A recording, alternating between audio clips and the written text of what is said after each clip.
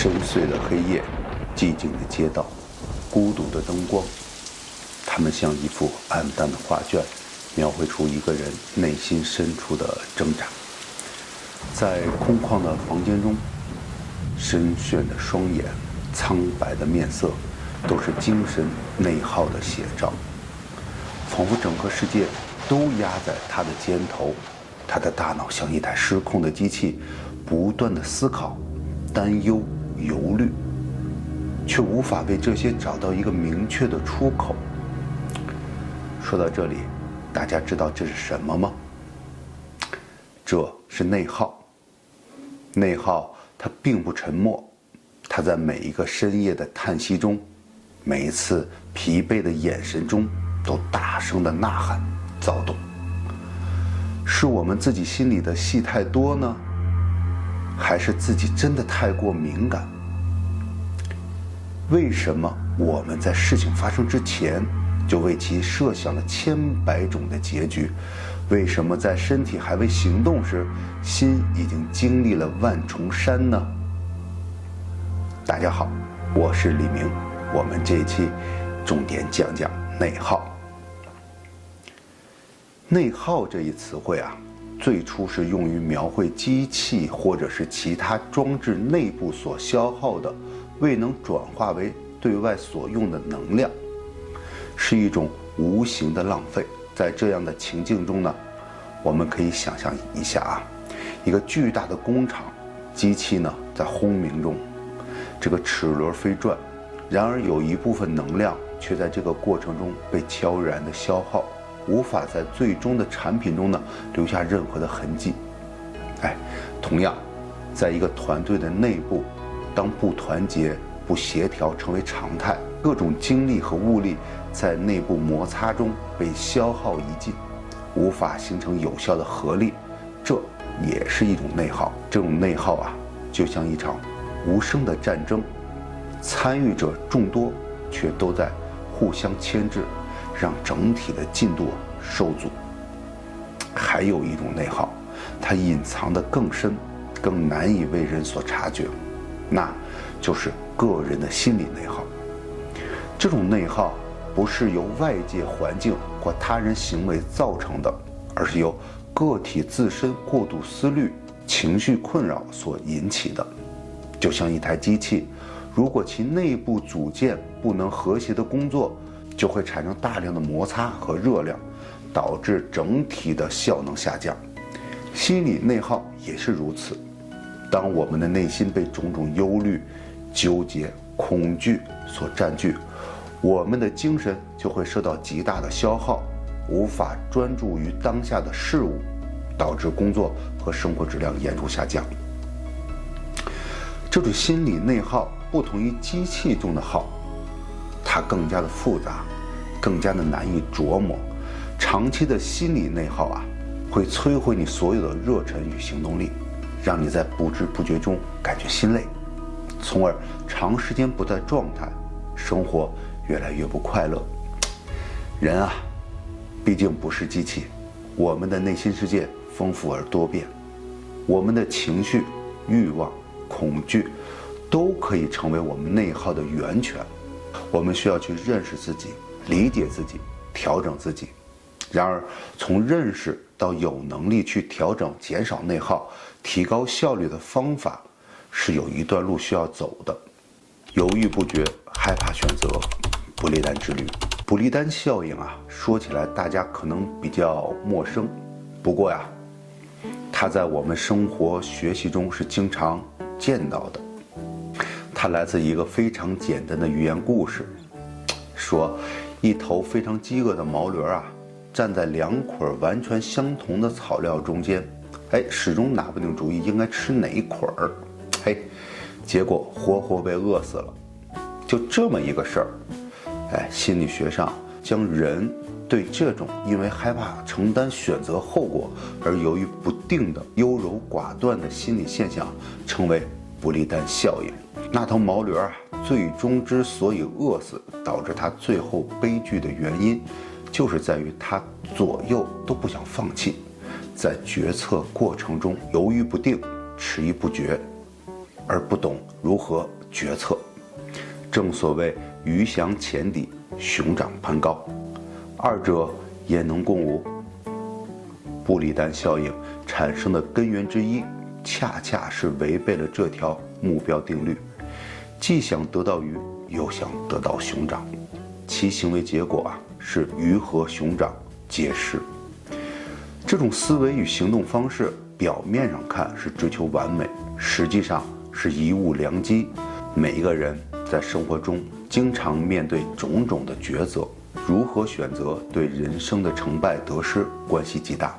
因而人们都希望得到最佳的结果，常常在抉择之前反复权衡利弊，再三仔细斟酌，甚至犹豫不决，举棋不定。在很多情况下，机会稍纵即逝，并没有留下足够的时间让我们去反复思考，反而要求我们当机立断。如果我们犹豫不决，就会两手空空，一无所获。行动是战胜恐惧唯一的解药，而犹豫和拖延则如同毒药，会不断的滋养、放大恐惧，甚至将你完全的吞噬。面对未知，你将如何选择？是行动，是勇敢前行，还是沦为恐惧的囚徒呢？这是一个生存还是毁灭的问题，你敢回答吗？我这里有些话与你共享。独立思考乃心灵之锋刃，能破晓迷雾，揭示真理。唯有心有所定，不为外物所动，方能握决策之权，稳坐成功之舟。祖冲之是中国南北朝时期一位杰出的科学家，他学习古代著作，但从不盲从古人。他独立思考，敢于大胆怀疑，提出问题，因此他在学习前人的同时，超过前人，登上了当时科学的顶峰。祖冲之在学术上有很大的贡献，在数学方面，他把圆周率推算到小数点后的第7位，这不仅仅远远地超过了我国的古人，而且比欧洲科学家取得相同的成果早了1000来年。独立思考就像一把锋利的刀，能够帮助我们看清复杂困惑的事情，让我们了解事情的真实的情况。那些没有自己主见，总是随大溜的人呢，就像风中的芦苇，很容易被风吹倒，没有办法稳定的前进。只有我们内心坚定，不被外界的影响所动摇，我们才能掌握自己的选择，顺利的达到目标。所以只有独立思考，我们才能在做决定时有足够的判断力，从而取得成功。你是否已经将此剑练成，准备斩破前路之困扰？还有就是什么呢？贪多嚼不烂，过度追求利益，只会自陷泥潭。如高山之不可攀，过高的期望不仅无法指引前行，反而沉重负担。压抑智慧之源泉，须知多数世俗纷扰中，一味逐利，只会自取其辱。故言心有所指，方能行稳致远。2个工作失意的年轻人找到一个禅师，请求指点迷津。禅师只淡淡说了一句：“不过1碗饭。”2人一听了，回到了公司，然后呢，一个提交了辞呈，回到了乡下，变成了农民，迎寒送暑，春耕秋收。另一个呢，没动，仍旧待在公司里，勤勤恳恳，任劳任怨。10年后回家种地的，因敢于实践和改良，成了一名农业专家；待在公司的呢，因踏实肯干，技能卓越，蜕变为高管。某一天2人相遇，双方一边惊讶于对方的变化，一边发出疑问：你当初没听禅师的话吗？农业专家说：“我听了呀。”禅师的意思是，我做了这份工作，只不过是在找1碗饭吃。我想，既然是为了吃饭，为什么不管做什么都能吃，何必苦巴巴地窝在公司受气呢？所以我辞职了。高管说：“我也听了禅师的话，他说这只不过是在混饭吃。那我在想，既然如此，就应该不管多累多委屈，都得忍着，别计较，别抱怨。俩人决定再去拜访一次禅师，问问他当初那句话呀，到底是什么意思。这次老禅师只答了5个字：不过一念间。有道是止于一念，比困于一念啊。过度追求更多的好处，反而会因为贪心而做不好。期望太高，不仅不能给我们指明方向，反而会因为压力太大，影响我们所做的决定的能力。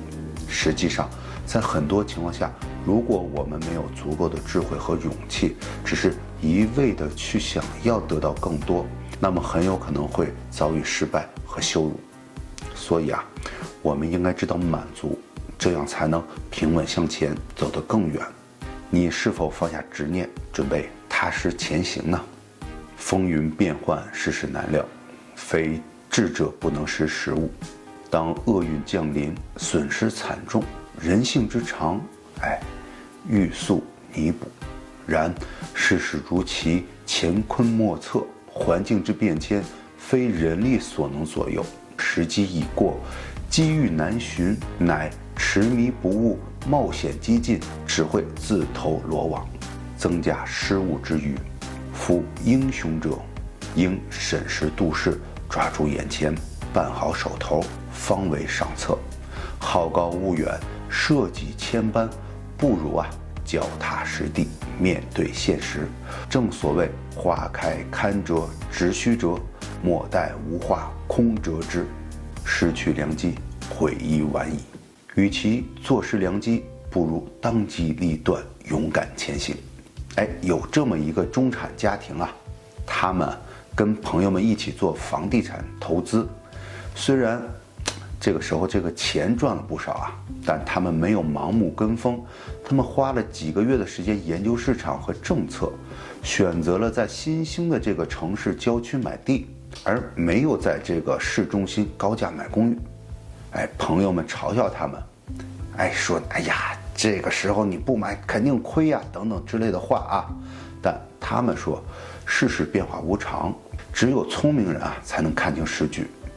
几年后，政府在这个地区建设，房价飙升，市中心的这个房价呢，怎么样呢？就会下跌了。他们的投资保值，获得了回报，而一些朋友因盲目跟风投资而受损。当遭遇不幸，面临重大损失的时候人们通常会想要尽快的弥补，但是环境的变化不是人能够完全掌握的。如果机遇已经失去了，环境呢已经变得很困难了，还是坚守冒险和过于激进的策略，只会陷入困境。真正的英雄应该看清时势，把握眼前机会，认真处理手头的事物，这才是明智的选择。与其设定不切实际的计划，制定复杂的计划，不如脚踏实地，面对现实，用心去把握，并全力以赴地完成当前最重要的事儿。人生短暂，机遇就像黄金一样珍贵，只有及时抓住，才能创造辉煌。就像花盛开的时候，就应该及时的采摘，错过了就只能折取空枝了，那样肯定会后悔的，对不对？你是否已经擦亮双眼，准备迎接每个机遇呢？是的，希望我们都能理解，一起共勉吧。让这些智慧成为我们人生旅程的明灯。在这个瞬间万变、充满未知的世界里，我们需要培养独立思考的能力，既要不被贪心和执念所束缚，又要学会审时度势，做出明智和理性的抉择，紧紧抓住每一个可能的机遇。然而在工作和生活的这个跷跷板上，有时候我们可能会因为无法彻底完成一项任务而感到焦虑和沮丧。尽管我们尝试了各种的方法来克服这种困扰，但往往发现自己陷入了无尽的挣扎之中。你是否有过这样的体验呢？明明已经完成了一项任务，但你的大脑却坚持不懈地提醒你，让你不能放下。这究竟是为什么呢？更为有趣的是啊，我们似乎总是容易忘记那些轻松简单的任务，而对于那些充满挑战和困难的任务，却能长时间的铭记在心。这是否让你感到疑惑不解？这怎么回事啊？当你面临堆积如山的任务时，你该如何决定优先处理哪些任务？你是否曾经因为无法做出决定而感到迷茫和困惑呢？这些问题并不是一个无解的谜团。在下一期中，我们将为大家揭晓一个被称为蔡格尼克效应的心理现象。或许这个效应能为我们解答上述的疑惑，将我们深入探讨这个效应的原理和实际应用，并为大家分享一些实用的方法。敬请期待，下期见，拜拜。